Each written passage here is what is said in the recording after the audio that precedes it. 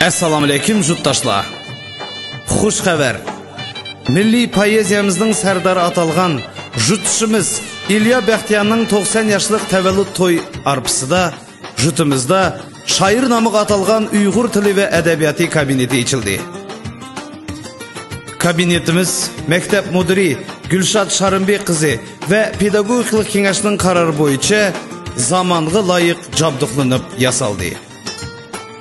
Mushu kabinetimizning ichilishiga cho'ng yordamini ko'rsatgan Achinoqi yurtining yoshlariga, ham shundaqla millatparvar insonlar, Bahar, Besag'ash, Kalinin yurtida turayotgan aziz qarindoshlarimizga va nomer 166-litseyning mudiri Larisa Semyon qiziga Achinoqi yurti nomidan o'z minnatdorligimizni bildiramiz.